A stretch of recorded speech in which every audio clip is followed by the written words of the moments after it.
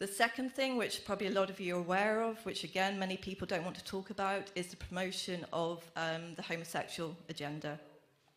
Like in Islam, the act itself is haram. This isn't being homophobic or anything, but like I said, it is a global initiative that's being rolled out to push it in all schools worldwide around the globe. They've got human rights lawyers involved on how to kind of make countries comply with this.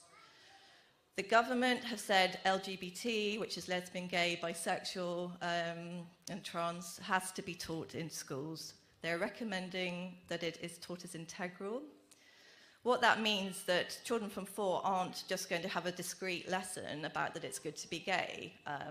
They're actually going to be rolled out across the whole curriculum. For example, you could have a maths question, so Mr. and Mr. Smith want to go on honeymoon, they need £1,000, they've got 200, how much do they need?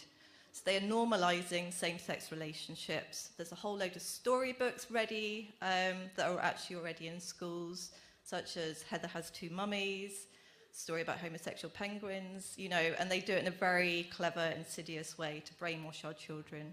And it is brainwashing. I'm a psychologist, so I'm not speaking out of turn. It's actually a long social engineering program to corrupt our children. Because if you get the hearts and minds of the children, you create the revolution. They're trying to split parent from child by taking away parental rights. They're getting children to actually question their religion, their cultural background.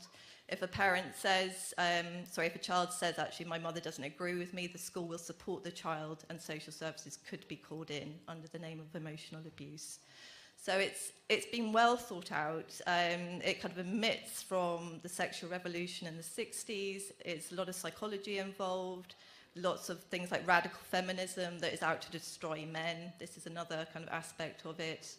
The transgender movement, critical theory, various kind of streams are all fusing. So this has been going on for decades, but we're like at the crest of the wave at the moment. I don't know if anybody saw, but even on the BBC recently, there was a clip of a primary school where 6-year-olds were told to write a love letter to a person of the same sex. This is happening in our schools. It's not something that's coming, it is already happening, and we have to be aware of this. We have to speak out. Our ulama need to be strong and speak out on these issues to guide the community. There's one thing me saying it, but I'm not anybody in the community. We need clear guidance on what is halal, what is haram, what our rights are. And by speaking our truth and speaking our religion, doesn't mean that we're transphobic or homophobic. We're protected by the Equality Act as well, but we're too shy or we're too retiring to actually claim our own rights in fear of that we're going to be sort of gunned down for hate speech. Nobody is condoning hate speech or hate towards anybody. That's not part of our religion. But to speak our truth and to say what needs to be said, to protect our children, which are the future generations, we have to do this, because otherwise 20 years from now we'd have lost our generations, we'd have lost Islam. Sadly, there are many of the Muslim youth that are already turning into same-sex relationships because they haven't had the guidance and various other reasons. So it's actually in our community.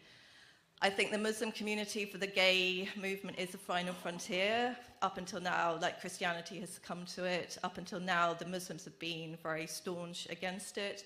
But there's a concerted effort now where they're kind of queering the Muslim community, and it's becoming more and more prevalent. And again, we need to speak out about that.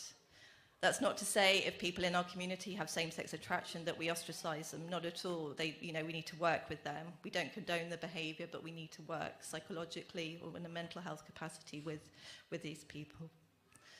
The other thing is, again, people may be aware, which kind of follows on, is a transgender movement. So the idea that if I feel like I'm a man today, I am a man. Actually ignore scientific fact, biology, anything like that. This is gaining increased traction, although in my psychological definition, it's actually a mass delusion that's going on, and actually everybody is colluding with it, the government included. It's a highly dangerous ideology that's being pushed again in schools. This is going to come in under the pretext of gender identity and stereotypes, so that's how they start infiltrating it. And then they're going to get children to question, well, actually, what do you feel you are? That's more important than what biologically you are. It's a highly aggressive movement. As I said, they've got government in the palm of their hand, they've got the army, they've got various different sectors of society.